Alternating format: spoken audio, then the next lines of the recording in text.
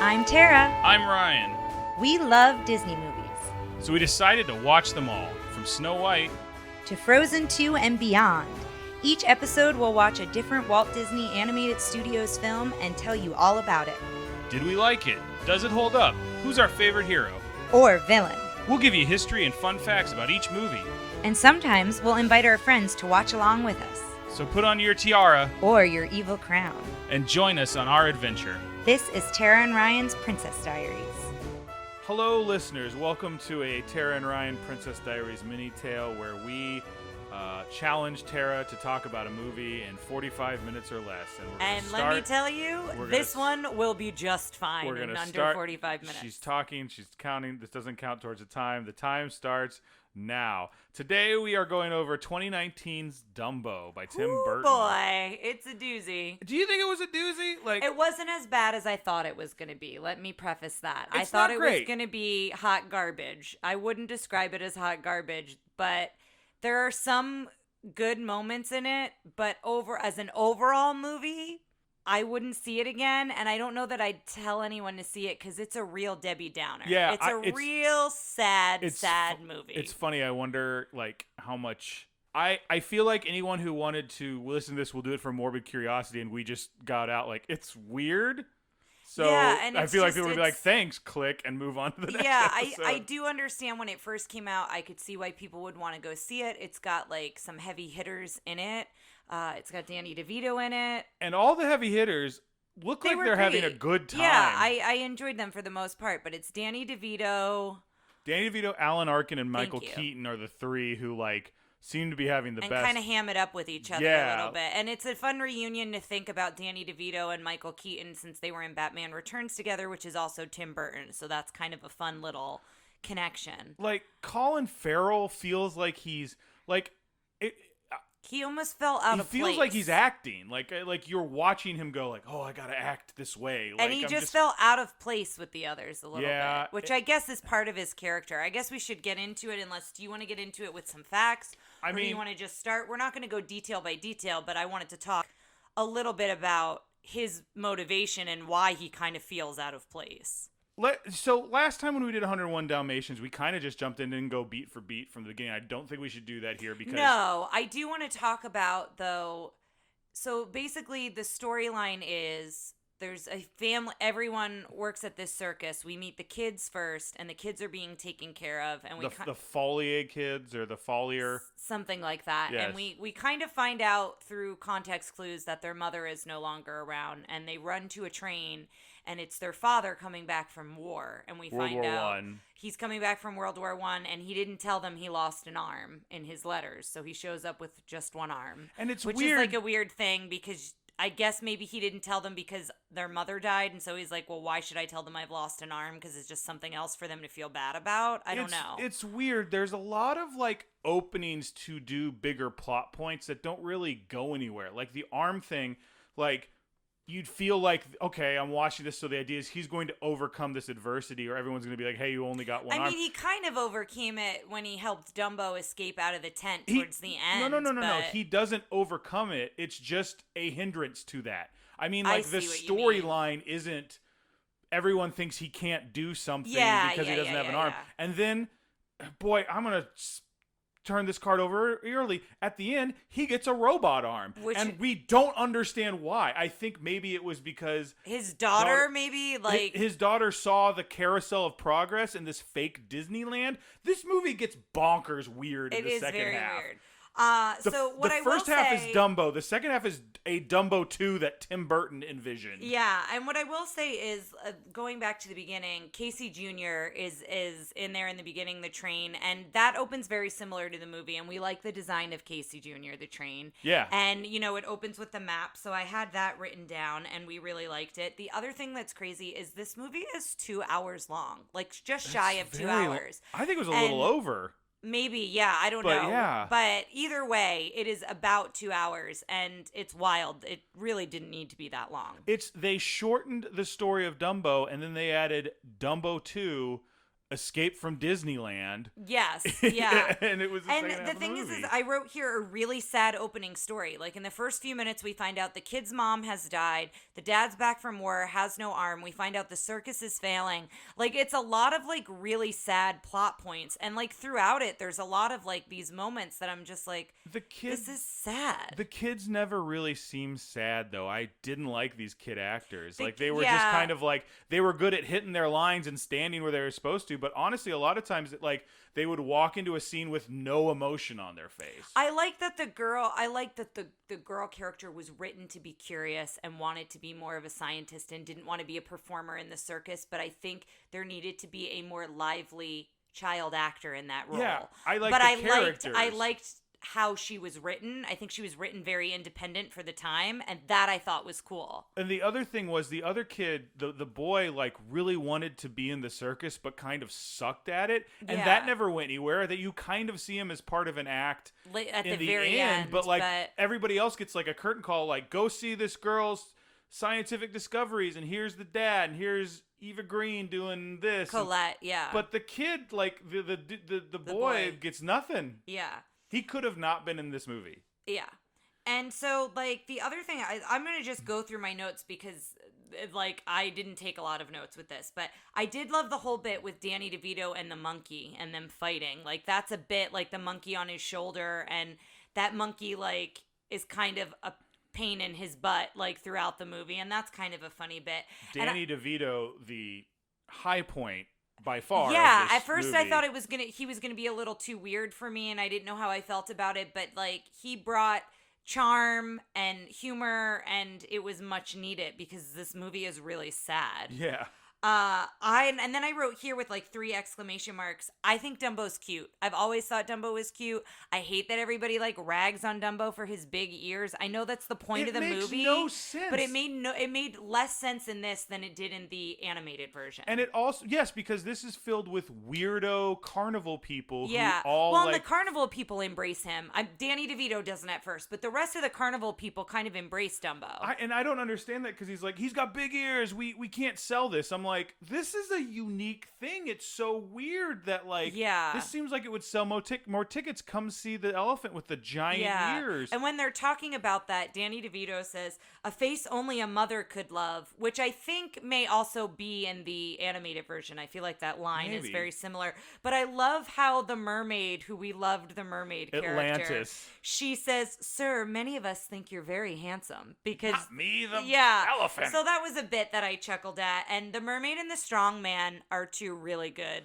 characters. This movie doesn't have any of the animals talk, so they had to create this whole story of the circus, and I think they did a decent job with that. Yeah, I think they created a world and a family, and at the end, instead of it being the Medici's brothers, which didn't exist, it was just Danny DeVito, it becomes the Medici family. So that I like, that they are a family, and they kind of bond together at the end of the movie when they're helping Dumbo escape. I think the idea was Danny DeVito always wanted a family, and that's why he made up this twin brother. Yeah. Because at first I thought, is his twin passed? And then they and then I thought maybe the dad was the twin, and then that never came to be. I thought, because they seemed really close, but I think the idea... He was their star I think the idea there that they should have driven home a little more was Danny DeVito's character always wanted a family, and he didn't realize he had it around him. And that's kind of there. But in general, I think this is a movie that needed 1 or 2 more drafts to edit it down in time, to take out a lot of the shuff, and to also take focus on some of the plot points that were a little bit more meaningful, because that was the other thing too, is you also find out that the dad and the mom who passed away, they were the stars of the circus, and that's why the circus is failing. And I feel like, I don't know, I feel like more could have been done with that plot. They should have just picked one of the plot lines and focused on it more. Instead, they had all of these ideas, and a lot of them never came to fruition. Well, I feel like they kept him off a horse, and then at the end of the movie, he's just jumping on horses and riding around, and there's no were you unable to get on this horse, or was everyone didn't believe you could get on the horse? Or you didn't believe in yourself. Yeah, there was nothing there to tell you that. There was no real character arc with Colin Farrell's character. No, not at all. He didn't become I think the thing was at the beginning, he was kind of worried about being a single dad. And then he didn't know how to talk to his kids. Like, he kept saying, like, the mother. Yeah, but he kept saying, like, the mother knew how to handle it. And I think he was fine. And in the end, he winds up being better. But he goes from not fine to fine. Like, that was his character. And then let's also talk about, I wrote here, the jerk to the elephant. So that guy in the beginning, Rufus. So he's really mean. Basically what happens is, Colin comes home, the dad character comes home, and he no longer has a job because they sold all his horses, because when the wife died and he went to war, nobody was riding the stallions, so they sold them. So Danny DeVito's like, well, I have this elephant, and I bought it, and she's going to have a baby, so we're going to have a baby elephant. It's going to bring us a lot of money and all of this. So you're in charge of the elephants. So you're going to take care of the elephants. So he goes to take care of the elephants, and Rufus is like that stereotypical mean circus person who's just like torturing animals for the fun of it, like with the whip. He's like even worse than, remember Draco Malfoy's character when we watched the Rise of the Planet of the Apes? Yes. Who was like, I'm just mean to monkeys just to be mean to monkeys. This guy was like, I hate elephants. Yeah. And it's like, why? Yeah, and so he was using like a whip on them and stuff like that.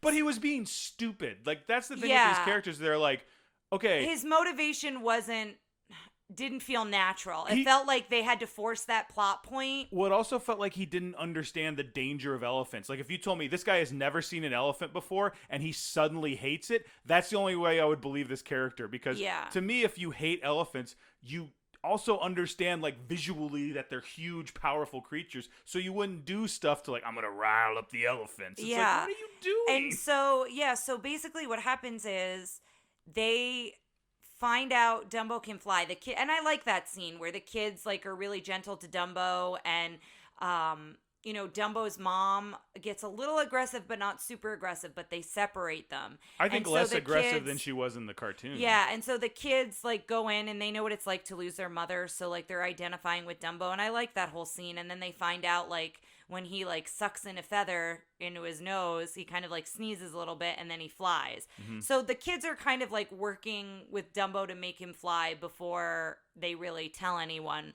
But then when they do the whole scene that's very similar to the animated version where Dumbo's dressed in clown makeup and he goes up the ladder. I know. Makeup. He goes up the ladder and the house is on fire, and we find out the circus is controlling the fire. But the idea is Dumbo, drinks the water, puts out the fire, and then is supposed to be lowered down.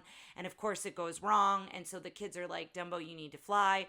So that happens. He has the feather and all of that. So she climbs up the ladder to give him the feather. The feather, that's right. And then the little girl. The ladder breaks and she goes flying down. She gets caught by her dad. Falls into the water. She falls into the water, puddle, and then they pull out. What was the point of her falling like that?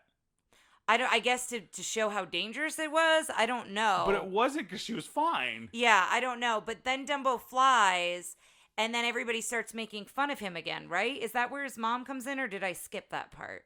You skipped that part.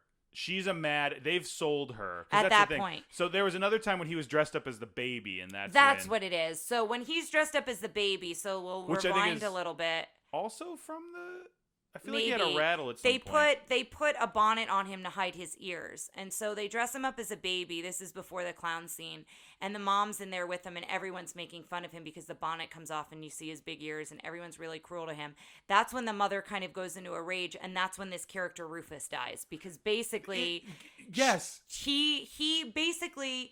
The dad is able to calm down the mom. He's able to calm her down. He's got Dumbo. He's like, no one's going to hurt you. Everything's cool. And then dumb Rufus comes in with the whip and like aggravates her again. And then goes like under some bleachers. And to hide. No, not to hide. To basically just sit there and go. To taunt her. He's like, look at these dumb elephants. And then like something falls and like crashes into him. And I'm like, oh, he's dead. And then they show the coroners show up and they show him like being escorted, body bag with his hat, and then like the 4 other elephant guys are like, looks at it, and I'm like, is this movie going to be all about those 4 elephant guys are going to blame his death on? No.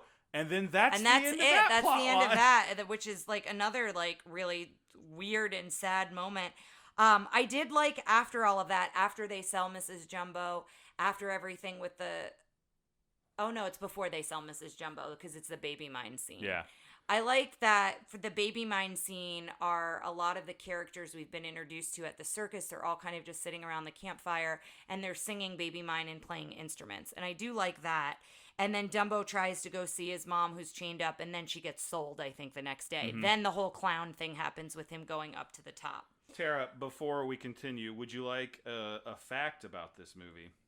About sure. The extras in circus scenes were not actors, but actual circus acts. Over 600 circus performers from around the world were hired for crowd scenes. I want to give you another fact with that. The circus troupe assembled for the film hailed from all over the world. Significant language barriers made it difficult for performers to connect. One day, they set up a ping pong table, which really helped the performers to socialize with each other. I love that.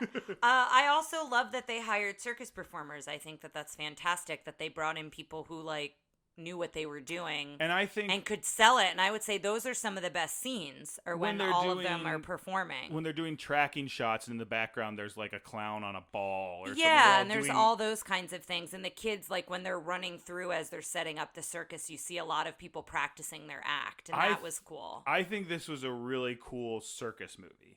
Yes. I think everything dealing with the circus and the because there was a plot line at the end where they're like, we don't allow animals in cages. And it was like, the only animals you really had in cages in this movie were the elephants for a little bit. And then they don't really talk about, oh, he hates being in a cage. He hates this. He hates being away from his mother. Yeah.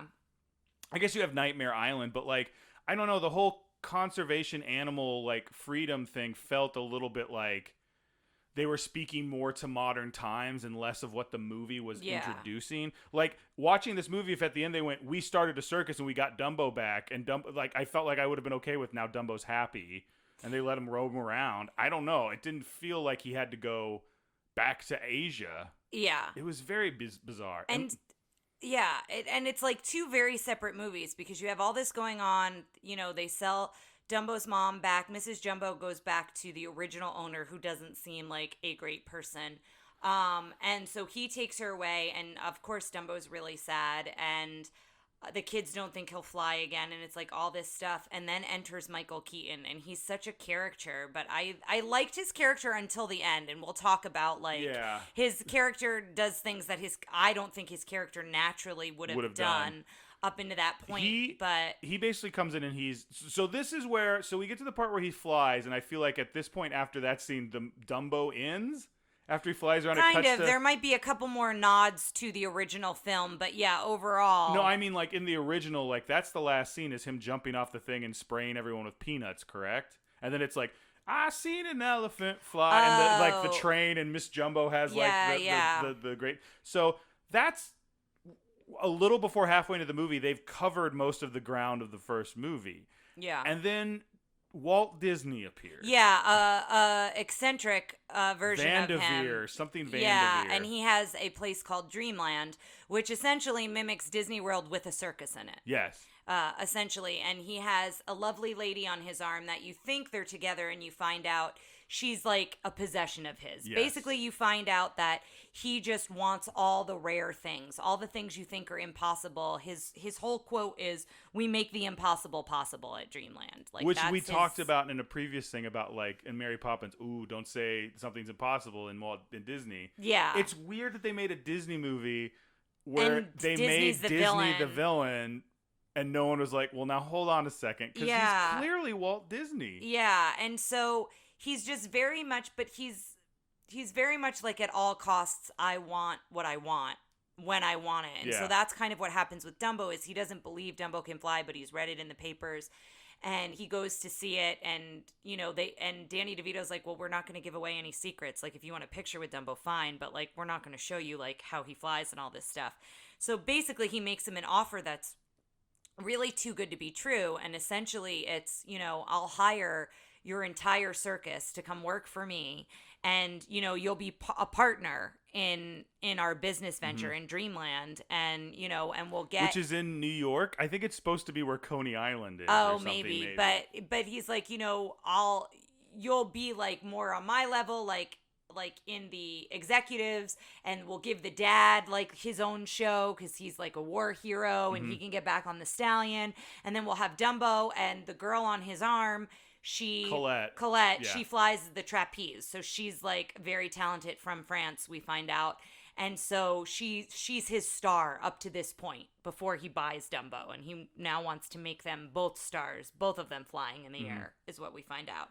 So the whole circus and everybody goes to Dreamland, and so then that's like a whole separate movie, I think, really. Yeah, this is where we get Dumbo to escape from Disneyland. Yeah, and so the one thing I did like is when they're training her with Dumbo and like showing her this is how he flies, he uses a feather, and like the kids basically coach Dumbo. The kids are the best working with Dumbo. That's where her character has this weird turn, and not that she was evil before, but she seemed kind of like more into like the whole we're going to buy Dumbo and put on a show and blah blah blah. Yeah. And then they sit down with her and she's like, I think you're the lucky one because you have kids apparently, and Dumbo seems nice, and like she just kind of suddenly becomes a good guy.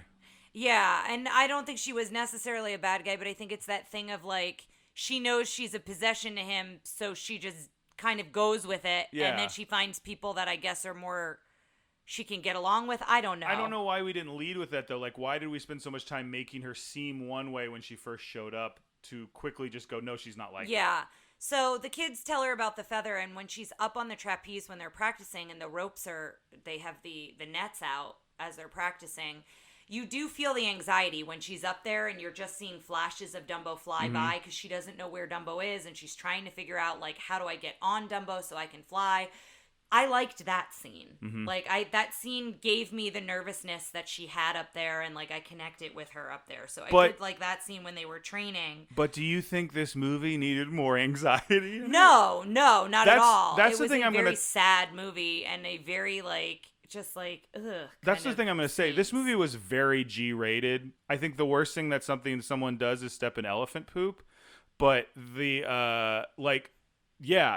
it's all anxiety inducing. I think this is very scary for kids. Yeah, I'm curious, listeners, if you have children out there who've watched this one, I'm curious if they enjoyed it, because it was... I think this is a movie you take kids out of crying, but again, it's the content isn't inappropriate. Well, it's the same thing that we talked about with the original Dumbo, with some of the themes that are inappropriate now culturally, like some of the sadder moments. Do kids pick up on those in the same way that we did? So I would be curious about that. But we're just going to cut to when they debut Dumbo, because a lot of other stuff happens in between. We get pink elephants. Yeah, that's before Dumbo debut. It's like that night. Yeah. I just want to make sure we covered that, because I think that was a very high spot in the show. Yeah, I've got that was down Danny here. Elfman's version of Pink Elephants, and then the kind of like it was also go ahead and like if you want to introduce the scene. Okay, so basically they are getting Dumbo ready to fly, and they bring him out, but before his act is this Pink Elephants act, and I did really like it a lot. It's like they're doing big hula hoop bubbles. Yeah, and the bubbles start forming into shapes, and then they're elephants, and you've got this very whimsical, very imaginative sequence, which I think is one of the best sequences in the film. But is the world supposed to be magical like that? I think that maybe we're seeing it through Dumbo's eyes, and he's seeing the bubbles that look like elephants. That's what I was thinking too. And he's missing his mom, and so he's like dreaming of his mom. But then you have Danny DeVito say, "Oh, pink elephants." So I guess they do see the bubbles as elephants, because Danny DeVito immediately calls it out, which he didn't need to. The framing of it is weird, but I would say just sit back and enjoy the scene, because which is just a CG version of what happens in the cartoon, but it was still delightful. I like the way it was done, and I guess we should mention Alan Arkin. Is that right? Yes, Alan Arkin shows up. He comes in, and you find out that he's the bankroll. He's the banker. He owns the bank, essentially. Nobody is less in this movie than him. He just feels like, if he went, Alan Arkin, that's me. Like, he just seems like he just showed up. Yeah, and basically you find out that he's financing everything. Like, he's the money man behind Dreamland, and he's the one who's, like, giving the money and making everything work.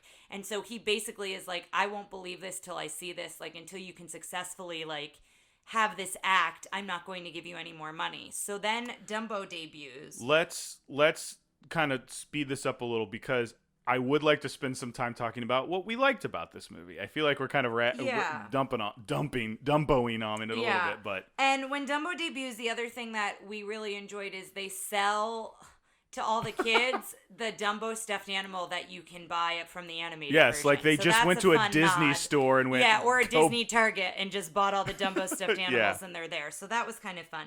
But yeah, so Dumbo debuts. It obviously doesn't go as planned.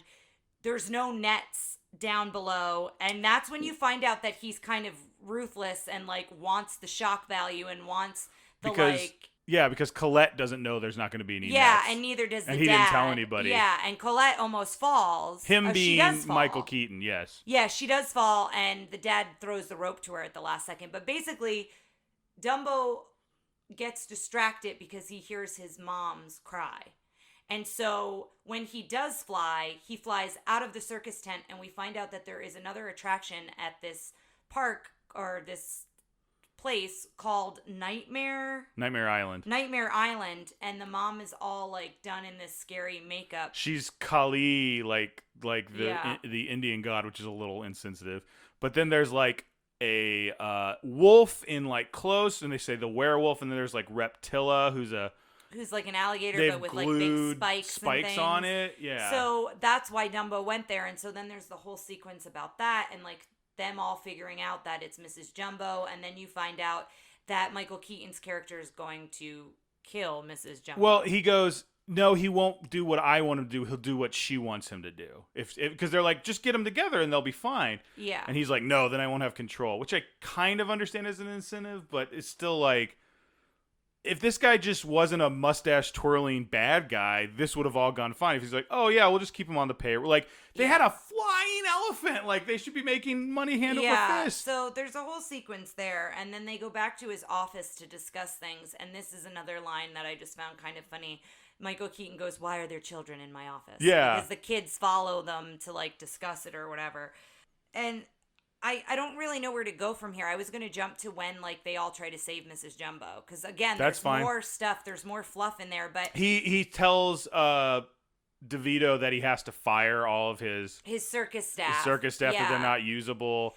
And so they all go to see Dumbo for the last time, right? Yes. And then the butler for Vanderveer like comes over and is like, I couldn't in good conscience, very Deus Ex Machina, but still I like that like someone was like, when he's like, kill the elephant, someone was like, hold on a second. It's like, no, you can't do that. And he comes over and goes, I had to tell you, he's going to kill the elephant.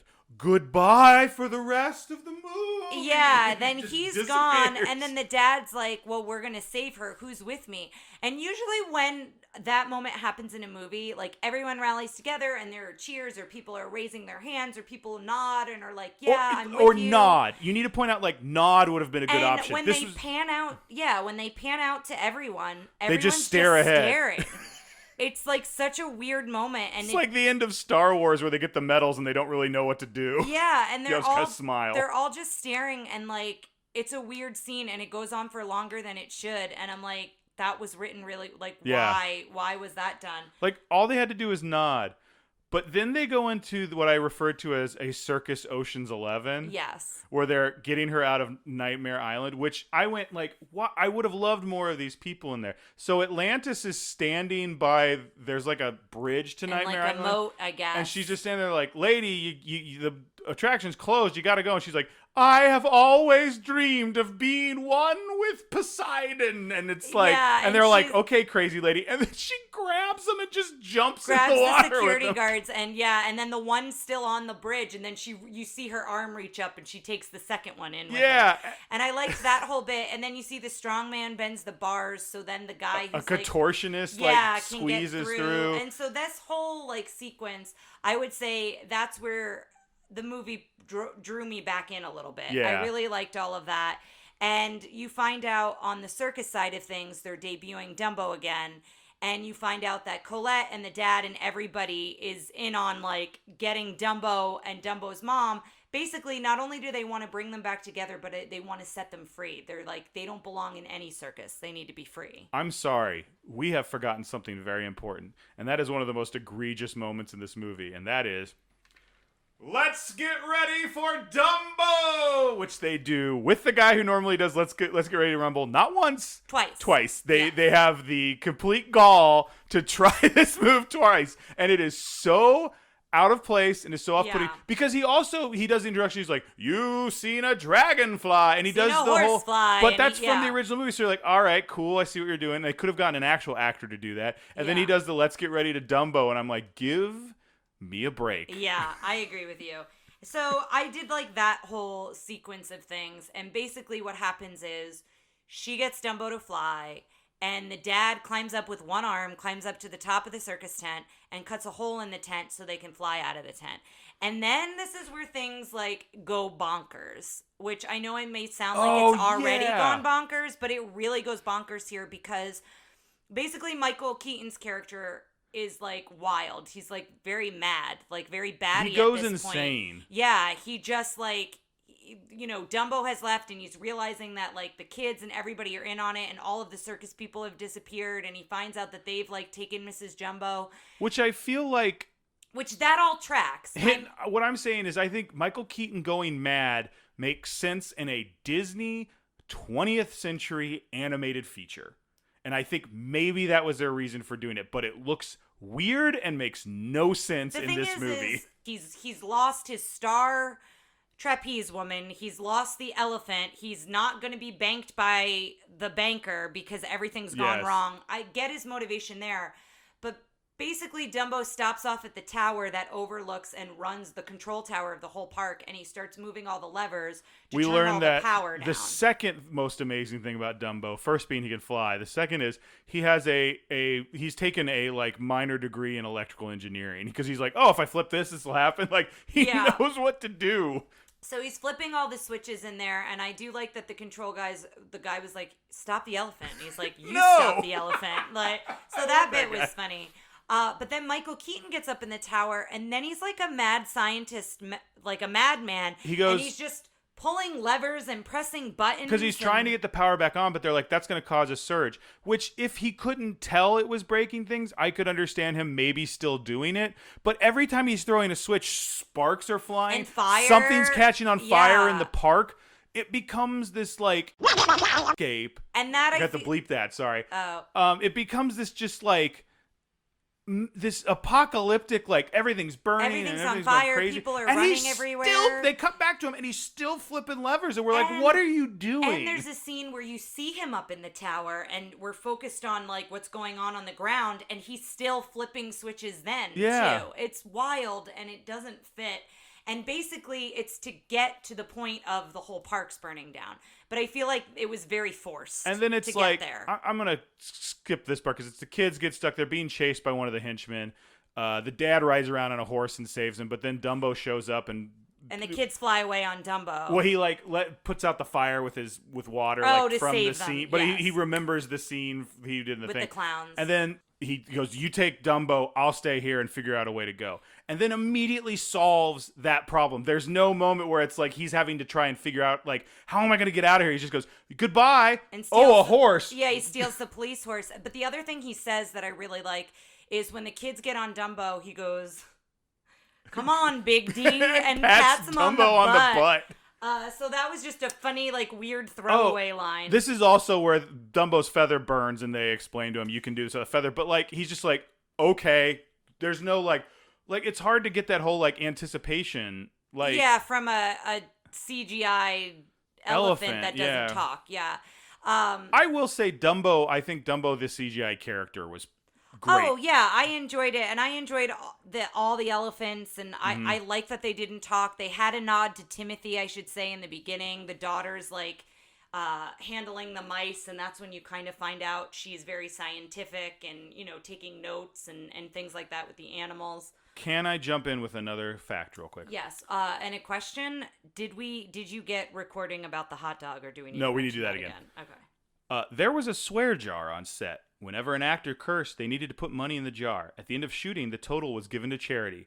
Allegedly, Colin Farell was the worst offender and was responsible for the majority of the money. Did they ever give a total of how much they donated? Not at all, but... So they all go away. Michael Keaton is still being like... He yells, "Somebody get that elephant." And like 2 cops turn and look at him like, "What do you want us to do exactly?" Yeah, and the elephant's flying, and so they go off. The dad is gone, and Alan Arkin and Danny DeVito show up, and then Michael Keaton is focused on Danny DeVito, and I guess trying to get the cops to like go after Danny DeVito, like he stole my elephant, essentially the flying elephant that has left. And the cops are kind of looking at him like, "What do you want us to do?" And Danny DeVito goes, "I think you got bigger problems than me." And you look behind and the entire park is on fire. And then Alan Arkin delivers the best line of the whole movie. And that is, "Hey, you want to go get a hot dog?" Yeah, basically DeVito's like, "Wow, this is a disaster." And he's like, "Let's go get a hot dog." And that's how I want all movies to end. They're going to go off to see Han Solo, find Han Solo in Empire Strikes Back, and they're like, Luke turns to Leia and goes, "Hey, you want to go get a hot dog?" Yeah. I want, like, that's Chinatown. "Hey, you want to go get a hot dog?" Like, this looks like the beginning of a beautiful friendship. "Hey, you want to go?" Actually, that scene actually makes sense because they walk off together. So they walk off, and at that point, I'm like, that might be the last time we see Danny DeVito. I don't know. It's like, not. It's not, but it felt like it could have been. The way other characters have exited this movie, it's possible. Yeah, and so then it cuts to the ferry, which is where they're loading Mrs. Jumbo and Dumbo on to like get them to nature. I'm trying to think of Asia. Like, they're going to India, probably. Yeah, basically they want to get them out of captivity. Yes. And there's like a dude with the dude in every like scene like this in movies where he's the dude with a stopwatch, like, "Oh, we're running out of time." You're illegally putting 2 elephants on the same entrance that I definitely saw people go into. Yeah, and it's like a cargo ship, and then like the snake charmer guy, who I liked, he was always very sensitive to Dumbo and the elephants, but like he's the one who kind of like gets them like eases them onto the ship, and they go by themselves. Nobody from the circus goes with them. It's just the 2 elephants on the ship, and they just have to be really trustworthy to this captain who's like, said, "Yeah, I'll set them free when we get to where we're going." So that's a little weird. And then do we cut to Dumbo being free first and then it's the other way around? It's the new circus, and it's DeVito speaking directly to the audience, being like, "Welcome to the Medici family circus. And this is all the stuff we got." Yeah, I like that it becomes a family. That's a not terrible DeVito. Oh, it was fine. Yeah. Thank you. I appreciate it. You were looking at me and I thought you were upset because I cut you off, and so I was I was legitimately like thinking to myself, was that a good DeVito? I can't. Yeah, it was anyway. All right. But yeah, so he's talking, and I like that it's now become the family circus, and you see all the performers are doing similar things, but it's kind of elevated a little bit, and that's when you see the daughter now has, she's showing new advancements in technology and showing like Dumbo flying. Yeah, I think that's called a zytoscope or something, where it's a bunch of pictures and they reflect off a mirror, but also project, and you spin it. Yeah, so that's the early science animation. Yeah, it's the science piece of it. So like you see that she's got a job. And the dad... And then the boy is, like, participating in something. And again, we said earlier, he isn't noticed. This is where we learn the dad is riding around with a robot arm. And we're all just okay with this robot arm. Yeah, and how did he introduce him? A man from the future? The future cowboy. Yeah, and then you find out that him and Colette, like, kind of have an act now. Yeah, because he's shooting balloons, and she's hanging from a bunch of helium balloons on a thing. Yeah. So. But I did like that...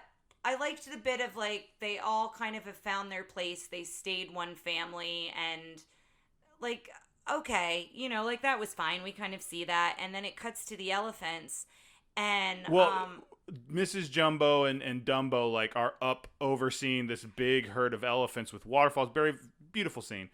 And Dumbo just flies and, like, buzzes them and then goes back up to his mom. And I went... I would love it if we cut all the elephants after seeing Dumbo turned and there was one elephant. Because Mrs. Jumbo shows up pregnant. Yeah. And then, like, they're turning, there's one elephant with, like, just giant ears. And he's, like, eating something. He's like, ugh. Like, his mouth drops and it falls out. And he's like... I want to see Mr. Jumbo. Yeah, I liked the scene when he flies over them because he cuts in and out through the waterfalls. And that's kind of really cool. Yeah. And I kind of wish that all of the elephants... went down and like bowed to Dumbo. You wanted to be like, "I am your god now." Yeah, I wanted them to be like, "Oh, we're not worthy." But Dumbo flies around them and then goes back up to his mom, and then that's pretty much the end of the film. How do we do on time? We still got about 6 minutes. So I would like to spend a little time with a couple other facts, and then 2019, I don't know if I said this, the 3 top movies this year were Avengers Endgame, The Lion King, and Frozen 2. A combined total of almost $6 billion all for Disney alone on those 3 movies. Yeah, that's crazy. Miss Atlantis' costume consisted of more than 100 overlapping hand-stitched scales, which were constructed from 3 to 4 layers of fabric given sequin borders to give each scale a reflective quality. I did like her character.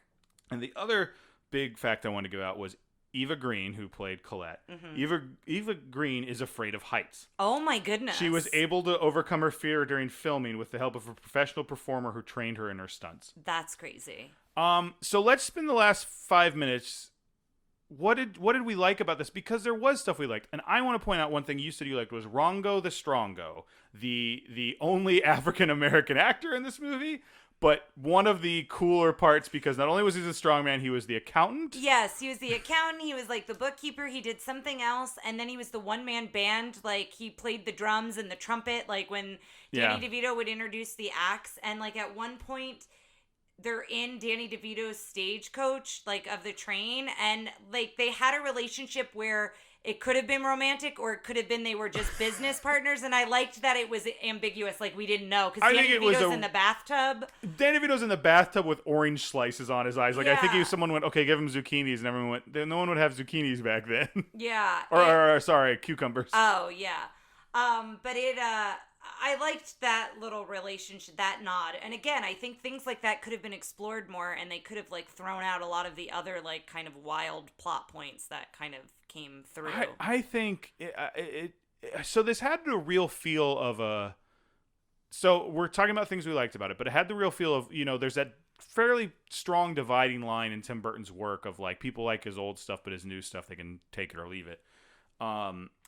There are parts in here that I really appreciate his weird, wacky humor, and a lot of it was Danny DeVito in the first half of the circus. I think he all the circus stuff was really good. I think he's good at doing that. But the other thing that I really liked is when they make Danny DeVito the vice president of that place, and they put him in that room, and he's like, "What do I do?" And they're like, "Don't worry about it." Like, I liked him and his secretary. Yeah. And that felt like very old Tim Burton humor of, like, what am I supposed to do? And she's like, "Oh, I got to teach you everything." Like, yeah. Well, and then the music, of course, was very reminiscent of all of Tim Burton's films. And was this Danny Elfman again? It was Danny Elfman. So I enjoyed the music because I typically enjoy all of Danny Elfman's stuff, and some of it does sound similar. When she's up, Colette's whole bit is she comes up in a chandelier. So she holds onto a chandelier and it rises. And that's kind of her trapeze. And that was very reminiscent to me of Edward Scissorhands, the music, when we first see her act in the circus tent. And I feel like there was something I said after the movie ended that I liked, and now I can't remember what it was. That's the thing about this one. Like, there was something that I was like, oh, I did really appreciate this, and now I can't remember what it was, but... Well, let's wrap up with, like, would you recommend this? No. Yeah. I mean, wouldn't recommend it. I mean, if you want to check it out, go for it, but it's not one that after watching it, I was like... Walk, don't run. Yeah, it's not one that I'd be like, you need to watch this because XYZ. I like the nods that they give to the original, that, there's plot points and lines in the movie, and things that are identical to the animated film, and then there's a lot that they cut out. A lot that they cut out are the things that are controversial today, so I appreciate that they just didn't touch any of that when it came to the crows and, like, the way people set up the circus tents and stuff like that. Yeah. But I don't know. Like, I don't wish I had that time back. You know what I mean? It's not that bad to where I was like, oh, I wish I could get those 2 hours of my life There were definitely back. parts we enjoyed. Yeah. But I don't think this is anything anyone needs to rush out and see. And again, if it wasn't so, like, every minute so sad, I'd be like, well, you could throw it on for your kids, and content wise it's fine, but but there's just a lot of things that I think it's gonna make your kid, if your kid's really empathic, like, they're gonna get real anxious and sad from this movie. Well, and it took place in 1919, so it was capturing, well, the Depression was the 30s, but it was capturing, like, World War I, that time period of, like, people coming home and stuff, and I get that, but I just think they went too far with it. I don't think you need it. I know this was supposed to be the part where we talked about what we liked about it, and I feel like we keep coming back to the things that bothered us about it, and a lot of times that's because that's what stays with you, right? When overall something bothers you, but... Yeah, I just think they could have done some things differently. And I think they could have expanded on some things. Well, guys, that was 2019's Tim Burton's Dumbo, and we'll be back probably with some more of these mini tales as we go along. But thanks for listening. Thanks for listening to Tara and Ryan's Princess Diaries. If you want to tell us your favorite Disney villain and why it's guest on, send us an email at trprincessdiaries@gmail.com. Or you can send a tweet about how great Maleficent is to @TRPDiaries. Check out our Facebook group by searching for Tara and Ryan's Princess Diaries. Tara and Ryan's Princess Diaries are available on iTunes, Stitcher, Spotify, Overcast, and many more. Wherever you hear us, please be our knight in shining armor and give us a 5-star review. Thanks again, and until next time, remember to always live happily ever after.